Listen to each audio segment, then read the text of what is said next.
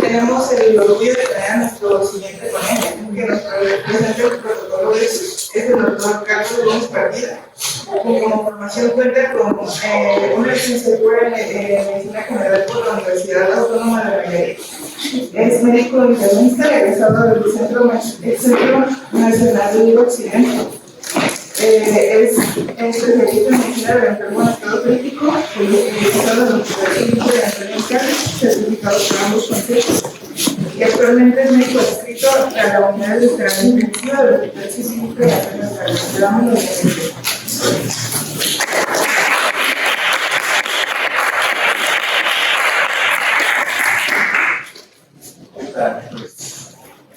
Vamos a hablar, bueno, la parte dice B, protocolo B. Yo creo que ustedes ya han escuchado mucho sobre todo en las redes, por ahí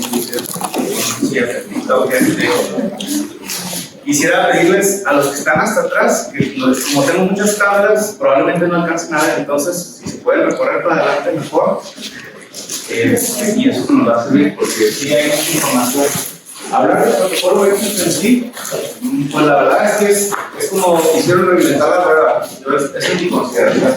Pero vamos a ir viendo paso a paso. Sí, la agenda del día de hoy, para esta sesión, vamos a ver la presentación primeramente, una viñeta clínica, generalidades. Vamos a ver sobre todo el fundamento fisiológico de la comunicación, ¿sí? Las relaciones que hay y la evidencia que hay respecto a eso. ¿Sí? Entonces, en primer caso, van a ser rico, pero todos no sé de qué ambiente vengan, si vienen de hospitalización, si vienen de servicio de urgencias o tratamiento intensivo. Pero este es un paciente prototipo así, es una señora añosa que tiene ciertos antecedentes que la ponen en predisposición de una patología pulmonar cardíaca y que empieza con datos de hipoperfusión, inestabilidad hemodinámica. Entonces, ok, todos sabemos que tenemos la hora de la sepsis, la empezamos a animar, con antibiótico, a la persona temprana, ¿sí? Y luego tenemos esto, que hay deterioro, sobre todo en el trabajo respiratorio y en lo hidrocorrenal, ¿sí? Ahora, ¿dónde nos estamos con esta paciente? ¿Sí? Ahí en ese momento todos ya le harían Vexus. Eso es una pregunta que te van a contestar los mismos. ¿Sí? ¿Sí? Todo esto va a depender, pues, en qué fase de la regulación esté. ¿Sí? Dimos que nuestra paciente va llegando y le dimos todo el power y está aquí en la fase de rescate. En la fase de rescate, ustedes medirían una congestión venosa, ustedes verían que si está retenido el paciente cuando va llegando de la calle, va bien con una hipovolemia relativa, una vascularización. ¿Sí o no? Ustedes saben que en el servicio de urgencias o en la sepsis temprana, 50% de los pacientes van a responder a líquidos así, una moneda breve. ¿Okay? Entonces, lo que se trata en esa fase es el salvamento. ¿Sí? ¿Dónde estaría el Vexus? ¿Dónde estaría la evaluación de la bulimia? La optimización y estabilización. Y si ya documentamos que hay un aumento de la bulimia o una congestión, hoy dentro vemos una fase de escalamiento, que raras veces la tenemos, ¿okay? Pero ese es el enfoque en una reanimación de estado de choque de sepsis. Pero que nos puede haber especial por enfoque. ¿Qué tal? Que es un paciente que su sintomatología es por falla cardíaca. ¿Okay?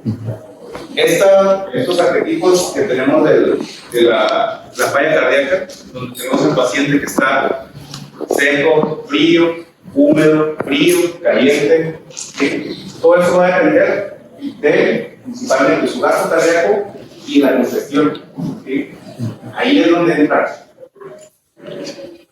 Entonces, si tenemos un paciente que está del lado de la hipovolemia o de la hipervolemia, va a haber complicaciones. Lo más común es que nos vayamos de este lado en el contexto de sepsis y que tengamos que migrar a un paciente de aquí para acá. Ese cambio. Porque sabemos y está bien descrito sobre todo en sepsis que todas las intervenciones que hagamos para aumentar la bulimia tienen un riesgo. Los líquidos son un medicamento y tienen peso. ¿Sí? Entonces, vamos a hablar algo de generalidades porque yo considero que es importante que se está dejando de lado mucho la razón por la cual estamos hablando esto. ¿Sí? Porque no es que sea algo novedoso, te digo, es como inventar la rueda. Porque eso ya se ha venido estudiando. Esta es una publicación de 1934 y dice: la congestión la definen como una sobreextensión de las venas sistémicas y que puede repercutir en los órganos y que también en sitios dependientes crea edema. Entonces tenemos dos vertientes: congestión y sobrecarga. Muchas veces la literatura te los pone igual. Ustedes, levanta la mano, ¿quién cree que son iguales? Ahora levantan porque los puse separados. Y es cierto, no son iguales. Si tomamos un símil, la congestión se puede traducir de manera vascular y la sobrecarga en un aumento de volumen total. Y si lo tomamos otro símil, podemos ver, ¿sí?, como en esta ciudad. ¿Qué pasa si hay un choque en Montes Mateos? ¿Qué van a ver? Pero es el mismo carga vehicular que tenemos. Un aumento. Pero ¿qué pasa si hay aquí una Fórmula 1, si hay un partido de las Chivas? Ahora sí aumenta la carga vehicular. Entonces hay una sobrecarga de ese sistema de presión hidráulica. Entonces no es lo mismo una sobrecarga y una congestión. La congestión se puede evaluar de manera local en algún territorio en específico, y la sobrecarga estamos hablando de un sistema completo.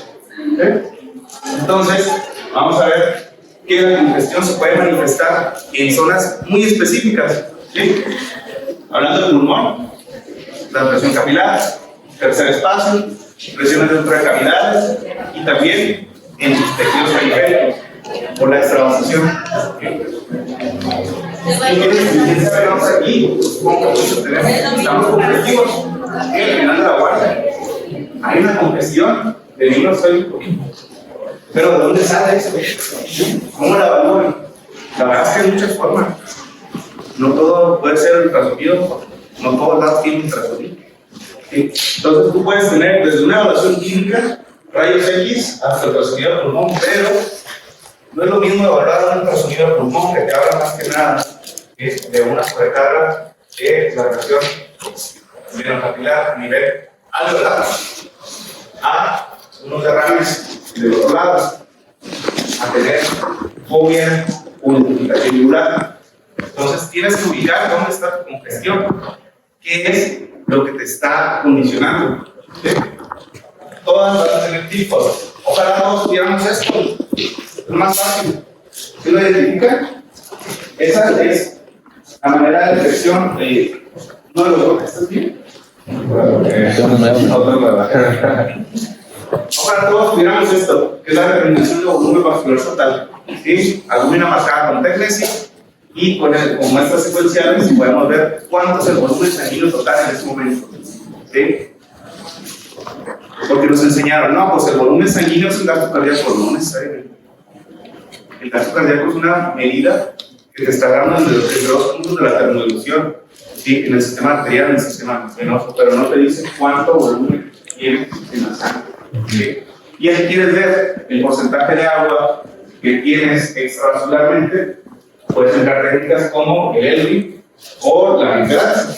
Entonces, lo que quiero que quede en esta plática también es de que la congestión se va a manifestar en diferentes zonas, ¿sí?, dependiendo del territorio, dependiendo de la afectación local que pueda tener. ¿Sí? Pero vamos a más para atrás. Vamos a volver al básico. ¿Sí? Que eso muchas veces es como olvidado y todo lo queremos hacer muy complicado. ¿Sí? Casi todos están de acuerdo. Y si el gasto cardíaco es igual a un latido por frecuencia cardíaca. ¿Estamos de acuerdo? ¿Sí? ¿Cuáles son las condicionantes determinantes del gasto cardíaco?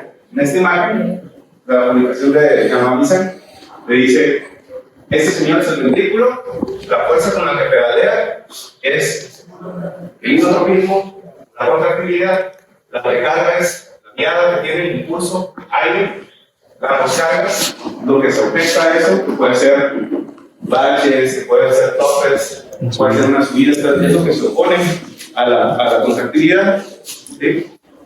Y Sabemos que el retorno venoso es toda aquella sangre que llega a la aurícula derecha. ¿Sí?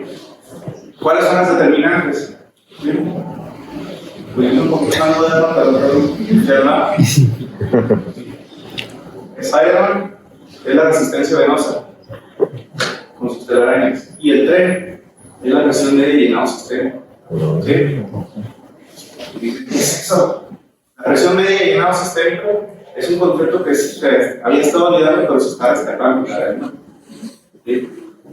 ¿Cómo la vamos a dividir la presión de un sistema que no está en movimiento? ¿Saben cómo la medían antes?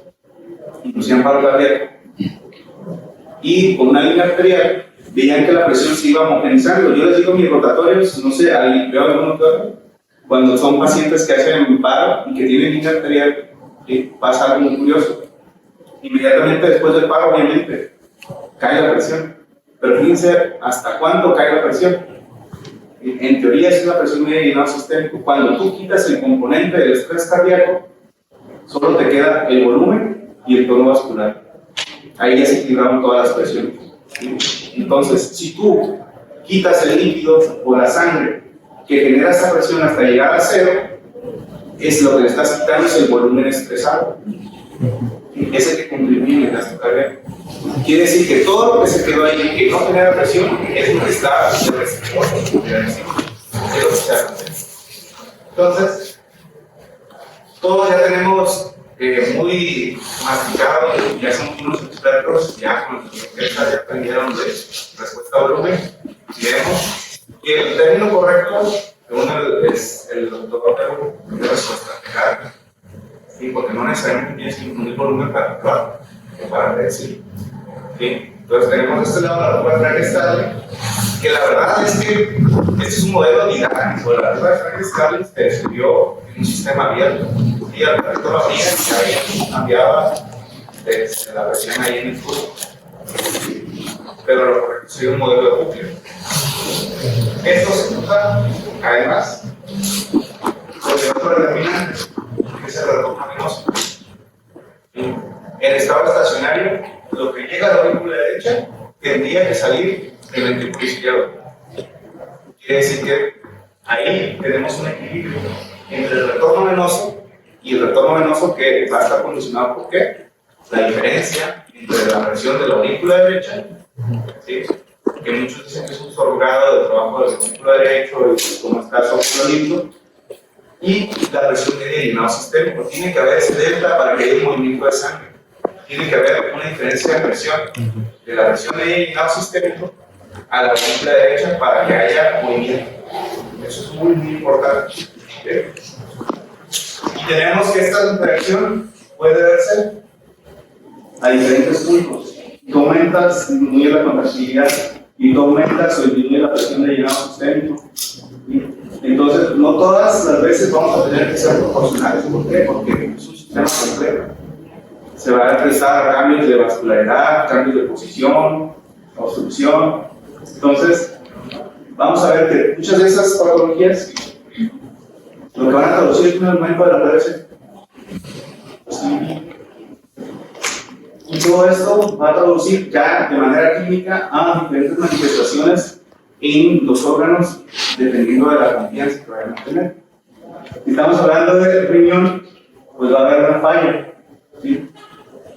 Puede ser hasta el intestino, puede ser hasta manifestaciones en la circulación cerebral. Entonces, esta congestión que proviene desde la aurícula derecha, ¿sí? Dependiendo de qué tanto haya de presión de llenado sistémico, va a repercutir de manera retrógrada.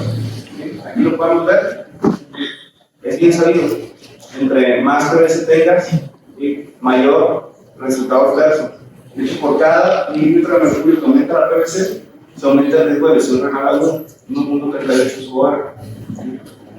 Eso es bien sabido. Y fíjense, nosotros sí somos muy defensores del eco, pero tiene que ser supervisado, tiene que ser con ciertas consideraciones. ¿Sí? Yo creo que todo el mundo sabe cómo determinamos la presión de la aurícula derecha por ECMA. Pues las guías de los cardiólogos dicen que es el diámetro y la corazonidad o variabilidad respiropásica. Pero tiene un tipo de que la aurícula derecha no es libre. Es ovalada. Entonces, si tú agarras un corte, no sé si se alcanzan a ver muy bien, pero si tú la miras, está así como hoy, pero en realidad la presión está de hecho, que tiene más rendimiento para predecir la ecuación de la presión menos central es la esfericidad de la misma, de la tienes que agarrar en forma para darle el valor necesario. No es, muchos ya la están despreciando. De hecho, es la misma gente que desprecia la presión. No, la presión no sirve. No sirve para predecir respuesta a volumen. De hecho, es un parámetro de seguridad. Pero la PRS sigue siendo un valor valioso y si me dicen, ¿la quieres saber? Sí, yo siempre la tengo. Pero no siempre vamos a tener. ¿Y cómo? ¿Por qué se ve esto? Y, bueno, aquí, la verdad es que disfruto mis habilidades de diseño. Es un emplazamiento así de fuera de imagen. Pero lo bonito que se me hizo, ya luego la vamos a hacer algo más profesional. Pero esta es una curva vascular de cómo se van manifestando las presiones en el árbol, desde la aorta hasta la vena cava, pasando a los grandes vasos, arteriolas, capilares, vénulas y las venas. Todo eso hasta llegar a la presión menos central de la derecha. ¿Qué sigue después de eso? Por aquí les pongo un catéter de arteria pulmonar, sigue eso. ¿Sí? Y después de aquí, que sería la presión de entramiento, que es un símil de la presión de la auricular izquierda, sería la presión ventricular y luego la de la aorta. Entonces, ese es el circuito cerrado en cuanto a presión. ¿Sí? Pero vemos que este sistema puede irse porque tuvo un taponamiento que va a repercutir de aquí para acá. Porque tuvo una insuficiencia recuspida, una falla ventricular derecha y va a repercutir de aquí para acá. Un aumento de la resistencia venosa pulmonar va a repercutir de acá para acá. Una insuficiencia mitral de acá para acá. Puede ser que sea con el mismo volumen, pero son situaciones en las cuales ya no existe este flujo adecuado en el circuito. Ya no hay un estado estacionario. Bueno, estas situaciones, pues sí, pueden llevar a lo que conocemos como la sobrecarga ya en el lado arterial. Cuando se manifiesta en el lado arterial, difícilmente vas a tener todo esto. No hay expulsión. Me parecía muy curioso porque también el defensor el que más promueve la investigación en México, el doctor Richard Rex, le preguntaron en su plática que dio en el consejo, en mi colegio, dice, doctor, en Lexus en el paciente post-trasplantado, ¿qué onda? Pues en el paciente post-trasplantado renal, la congestión se va a manifestar de manera sistémica y ellos están hipertensos, porque ellos entran una función cardíaca adecuada, porque los valoran, obviamente. O sea, si tienen hipertensión pulmonar severa, pues no los pasan, los manejan, o ya, o no son candidatos a trasplante. ¿Sí? Entonces, por ahí vamos viendo. Y dice, pues ahí la congestión, más que ultrasonido, necesitas un manómetro para descongestionarlo. Porque su congestión ya es una sobrecarga sistémica de todo el sistema. ¿De acuerdo? Y entonces, la congestión que normalmente conocemos todos se va a manifestar aquí. Vénulas, arteriolas, tercer espacio, todo lo que va saliendo. ¿Sí? Porque si vemos que hay congestión de este lado, es congestión pulmonar. ¿Sí? Pero la congestión venosa se manifiesta aquí. Y vamos a tener manera de ver muchas causas, porque el Lexus no debe ser una evaluación aislada. Puede ser que sea un taponade, una falla del ventrículo derecho, por una tromboembolia pulmonar, no se alcanza a ver bien, pero es un ventrículo derecho dilatado, sin una con pertenencia a la punta. Es un ventrículo derecho crónicamente dilatado, con un signo de la D, hay dependencia interventricular, y esta es una falla izquierda. Vemos que falla más el ventrículo derecho que el izquierdo. Entonces está de este lado, va a haber presiones transmitidas desde aquí, aquí, aquí, aquí y aquí.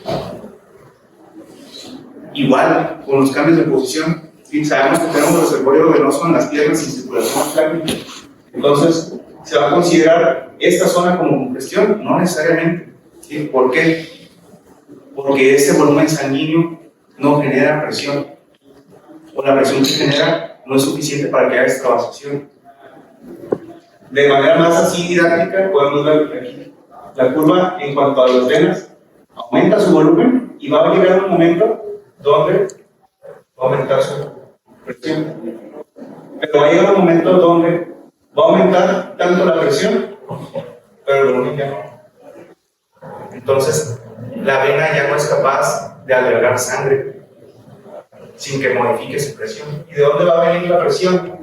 Pues desde todo donde se transmite interiormente. ¿Sí? Puedo ver aquí, tenemos esta situación donde todo está normal. Nuestro paciente podría estar aquí en esta zona, donde no hay tanta presión y volumen, y está colapsado su vaso. Pero aumenta, y aumenta la transmisión, también aumenta de este lado. ¿Sí? ¿Quién se lleva la de perder? Los capilares. ¿Bueno? Entonces, en este ejemplo, bueno, no se alcanzan a ver. Esta es la misma curva.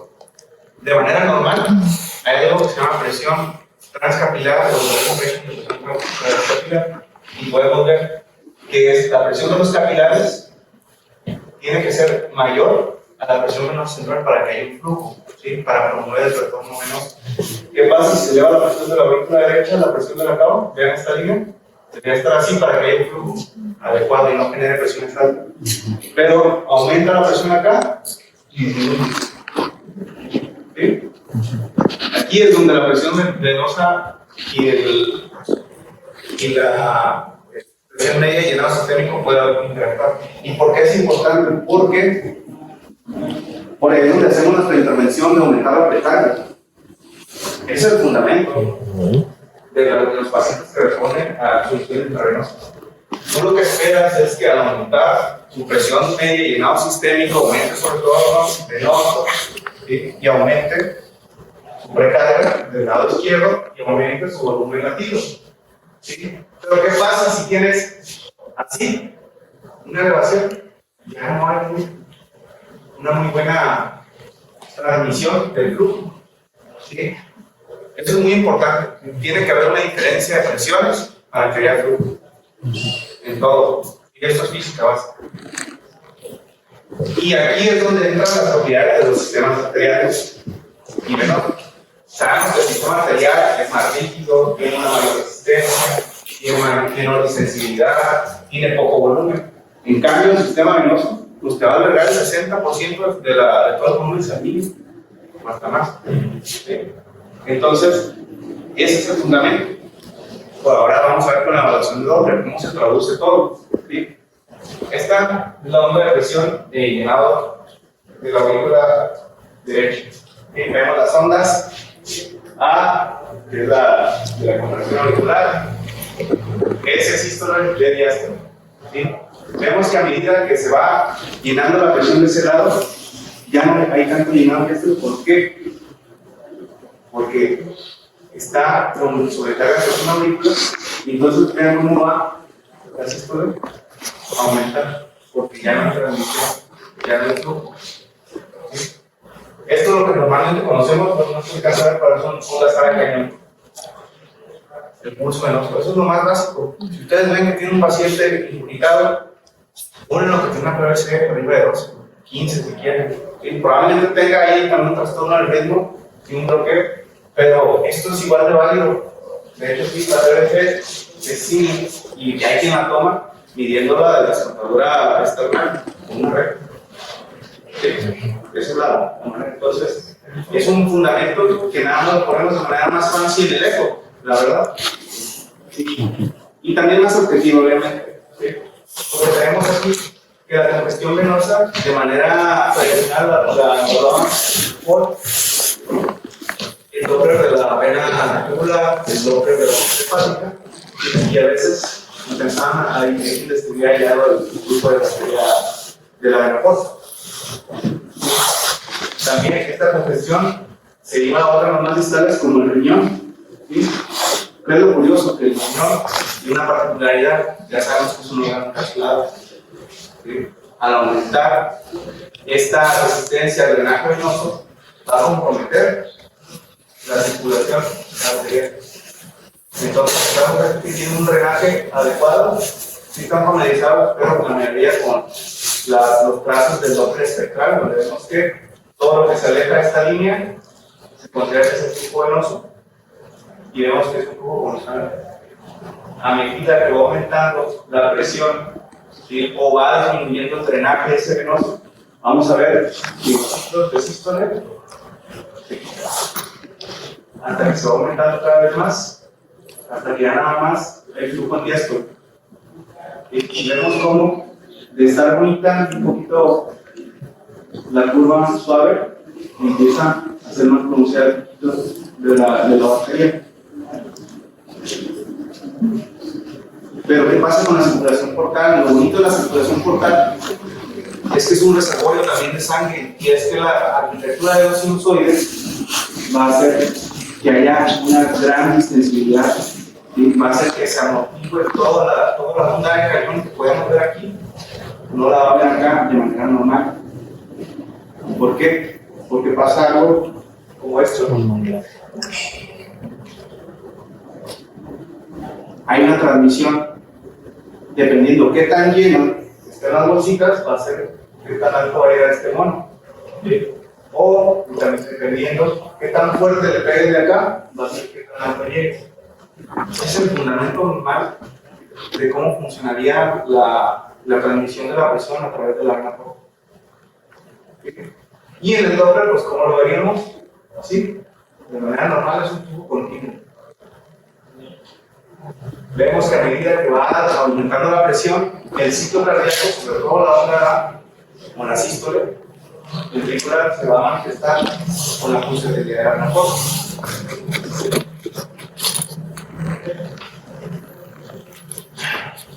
Y la verdad es que es enorme. Se ha estudiado desde los 80 hasta más, sobre todo en población cardíaca, y se ve que la pulsatilidad de la vena porta ya está asociando a múltiples escenarios. Aumento de presión renal, aumento de la mortalidad en algunos casos, aumento o un reflejo de la estabilidad de la valla derecha. Y entonces, esto, fíjense, son publicaciones de las entregas de los 80, estas de los 2010. Aquí agregan algo muy importante que dice: los pacientes que tienen un índice de masa un IMC menor, puede ser que ellos pulsen sin que esté elevada su presión de la aurícula derecha. Entonces, por ahí es muy importante siempre darle contexto a cada punto. Entonces, hay muchas publicaciones donde dicen con cada output, pero lo que se concluye sobre todo, si se fijan, casi todos es con falla cardíaca o cirugía cardíaca. Es un outcome que siempre se estuvo estudiando. ¿Sí? Y eso lo podemos ver porque el fundamento de lo que les decía, al aumentar esta pulsatividad, empieza a ser menos consciente el sistema venoso y empieza como prácticamente a poco en el mismo vaso, por resistencia, por la presión venosa central, dependiendo cuál haya sido el desencadenante. Pero ustedes vinieron a ver Rex, ¿verdad? Entonces, ¿pero dónde salió? Fíjense, esta es la primera publicación de Rex, bueno, no se alcanzan a ver porque estamos mucho brillo. Esta es la primera publicación, salió en 2020. Y estas son de las últimas, son como 45 publicaciones de las fecha. Tiene tantos, muchas son publicaciones de opiniones en series de casos, entonces no es tan.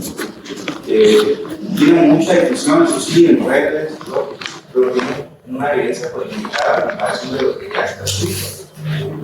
De hecho, eso fue de estudio que fue de manera prospectiva, en el cual se agarraron a esos pacientes y se vio con cirugía cardíaca posterior. Si tú tienes una compatibilidad de la forma del 50%, o tienes un patrón de flujo continuo venoso del lado renal, van a aumentar la probabilidad de los desenlaces adversos con la mortalidad de lesión renal. ¿Sí? Y el grupo del doctor después crearon, se dio cuenta que si tú tomas una insolación secuencial de esos vasos partiendo de que ven acá o dilatada, puedes predecir mejor los desenlaces de mortalidad y sobre todo lesión renal. Pero este cierto, ya después de eso, de hecho, ellos estaban proponiendo una subclasificación, no solo el versus 1, 0, 1, 2, 3, sino también de la A a la E, dependiendo cuántos son los vasos que están afectados. ¿Sí? Esa es la cuestión, no todos son desfavorables, no es versus 0 versus 1. Sí, pero también es importante porque, no sé si quienes ya lo hayan hecho o estén familiarizados tomando este estudio, pero pasa mucho. Tenemos versus 3 por la pulsatividad total, pero versus 1, 2, y le echas ganas a la pulsatividad del lado venoso renal. ¿Con cuál te quedas? Dicen que con el peor. Así. Y la verdad es que es cierto, para que la congestión venosa se manifieste en el riñón son etapas muy tardías. Tienes que tener otros desencadenantes, puede ser presión sanguínea elevada. O sea, hay muchas cosas que todavía no estamos considerando, y no debemos de tomar estos valores absolutos.